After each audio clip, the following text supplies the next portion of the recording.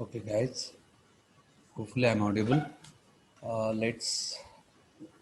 me just share my screen with you. Okay.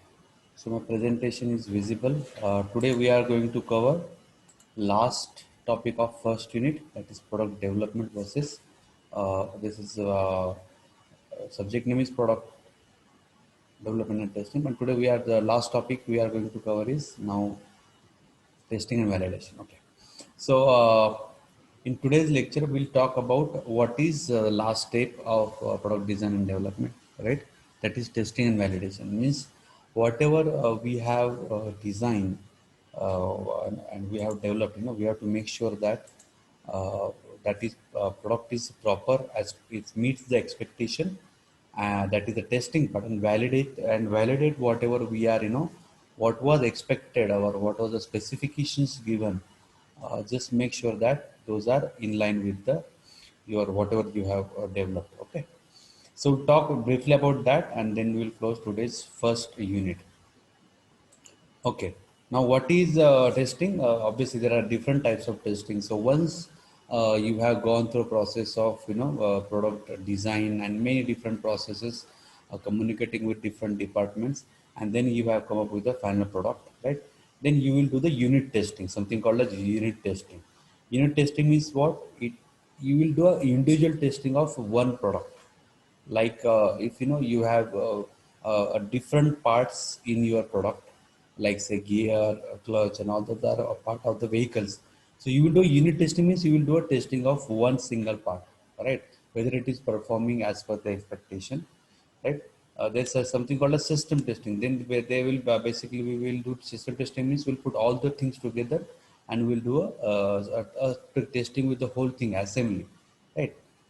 So that is unit testing and system testing. Then environment testing, like whether your product, whatever you have developed, it is environment wise, it is perfect, it is matching with the results. Then you will do performance testing. Now your testing as per the expectation is met. Now you will try to do performance testing, means whether they are the performance of your, like say speed, torque, different, there may be different performance measuring criteria. So you will make sure that the performance of your object or the product is matching with the performance what is expected from the product. Okay. Regression, then you will do a regression testing just to make sure that if it goes beyond certain, the regression wise it is perfect. It is not failing beyond certain, certain, if certain things are changed in certain ways. And then you will do the test automation. Then you will do automation of the testing, so that you can do the testing again and again for many number of products. Okay. So once your product is ready, prototype is ready, your product is ready, you will do a testing to make sure that your product is as per the expectation what was when we started the design, right? And it is meeting the requirement. Okay. Now, as I said, there are different same thing: performance testing, regression testing. Another thing is called as user acceptance testing. That means there will be few criteria, like say, so like for vehicle, you might have a bumpy, like whether your suspensions are okay, your speed is okay. So there will be certain user acceptance criterias will be there. You have to your product should be meeting those criteria and it should be okay on those. Those things are called the user criteria, user acceptance testing. There's something called as functional testing. Means it is a functionality wise there will be few criteria, and it is performing okay. It is performing this thing, this thing, this thing. Okay, these five criteria of the functionality testing are okay. Regulatory compliance testing. Now, this is something regulatory means there will be some government norms, right? Those government norms, some satisfied, like those may be environmental. Like for vehicle, the emission should be, on this. It should not be CO2 should not be more than this. Carbon monoxide should not be more than this. So, like that, there will be some regulatory compliance criteria. Those criteria also needs to be addressed. And yeah, UI based testing. So these are different types of testing which your product has to go through to make sure that it is as per the expectation. So once testing is done, there will do something called as validation. What is validation? It is a key process for effective quality assurance. Means we are going to make sure that as per the quality, your product is meeting the requirement. So what is the validation? It is establishing documented evidence. So basically, we are going to create evidence, means proofs, which are documented. So it is not verbal or anything. Okay, this thing is okay, this thing is okay. So we'll have a properly documented evidence, which provide high degree of assurance. So means it will assure to very high quality that a specific process or equipment will consistently produce a product or result meeting its predetermined specification quality attributes. So this is the definition of verification, validation, right? So what is this?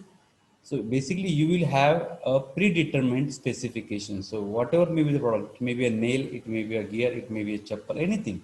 So you will have some specification and quality. Ki my product will be of this quality. These five qualities will be there. So you all those predetermined specifications and attributes should be matched whenever your product is manufactured. So under whatever may be the condition, your product will be matching with those attributes and the specification, and the documentation, documentary evidence of that is called as validation. Okay, it is also defined as verification by data and analysis that the design objective of a given facility, system, apparatus, or procedure reliably fulfilled in routine operation. Means in day-to-day activity, your facility, it may be a whole facility, it may be a system, it may be a one apparatus or a procedure. All those are following like certain like same approach or procedure, and they are they are meeting those criteria, right? Those things are called as validation. Now testing and validation before final production and launch, like you are launching your product, you need to do this final step of testing and validation. Okay, what will you need to do? The main goal of this phase is to gather customer input before your product to find any defect. So you are giving this product now for mass production. Before doing that, you want to find out, is there any defect, is there any drawbacks, is there something which we can work on, any design issues or any major concern. Because once it goes in mass production, if you get a concern later on, then it will be a big thing to fix that. So it's better to do that before doing that. In this phase, you will do few things like, first, plan the phase out phase in process of existing product. Means when you are launching this new product, there might be another product which you are phasing out, right? Like, so if a new iPhone is releasing, yeah, you are phasing out another an iPhone.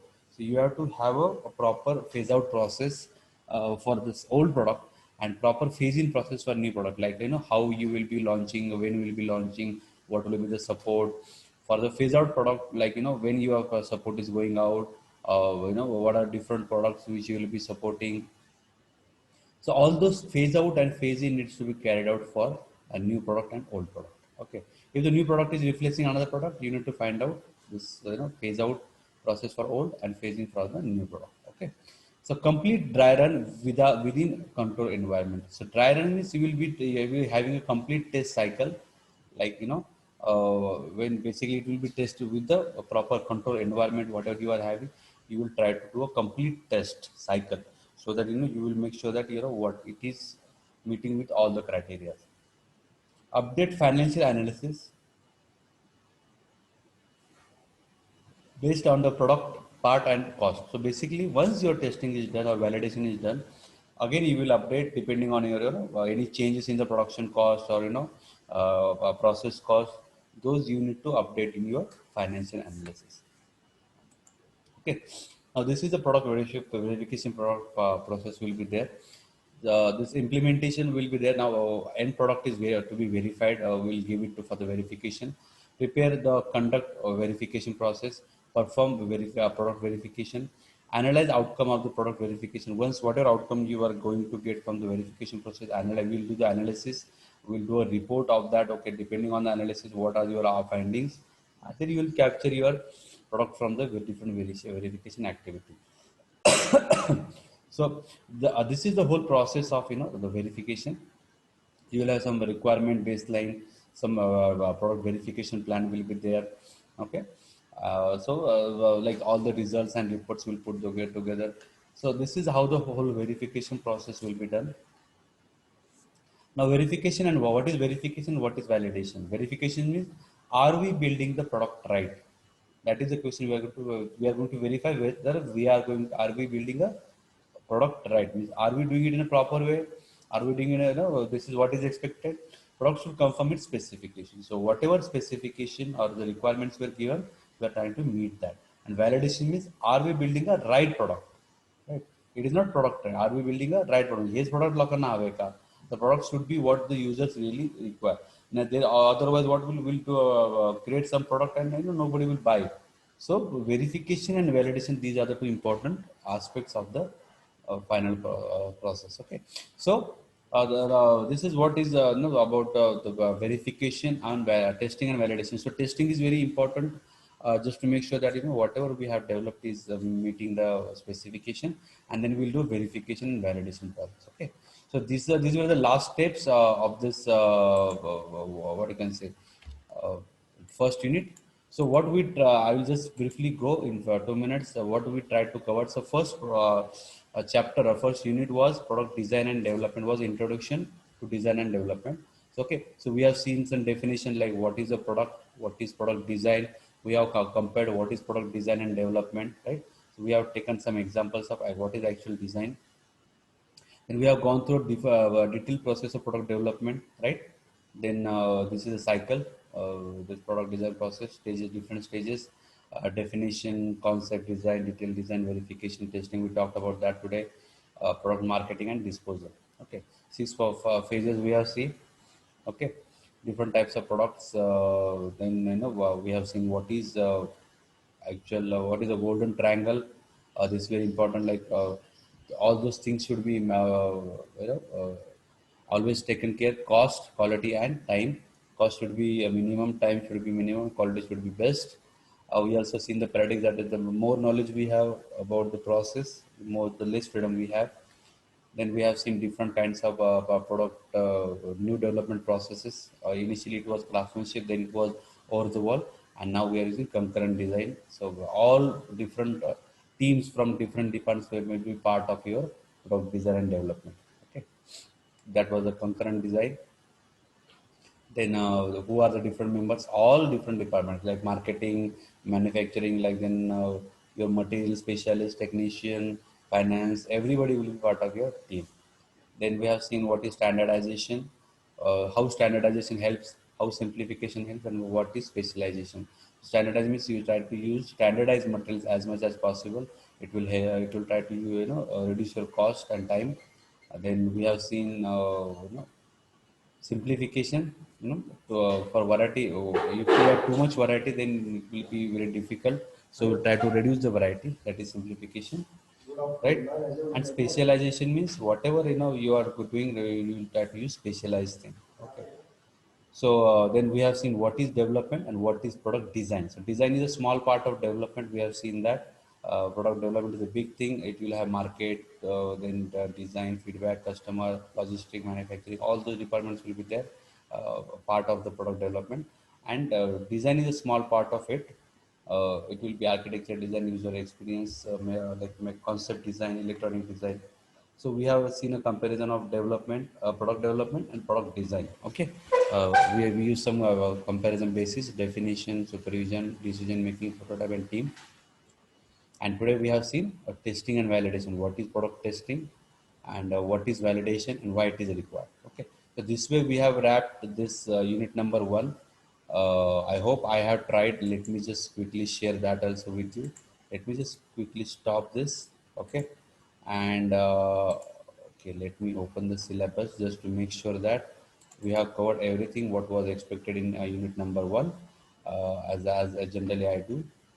Okay, so let me just share my.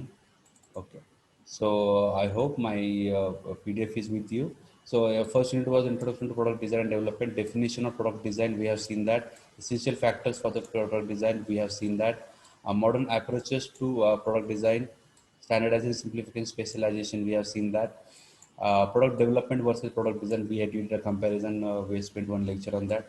modern product development process, we have seen modern concurrent processes. I have taken a separate example of product design, and then today we have seen product testing and validation. So we have covered all the topics what was expected in this unit. Okay, so I think no, from the next lecture we will start with the unit number 2, that is product development, technical base and business concern. Okay, so so as per the first unit is concerned, like we talked about the basics of what is product design, what is product development. We did lots of comparison of different what you can say comparison between design and development, and we have taken examples also different about lots of product designs. Okay, so apart from that, if you guys have any kind of query, you can ask me. Okay. So I will close this lecture with the note on that all the points of the unit number 1 were covered, and from next lecture we'll start with unit number 2. Thank you guys.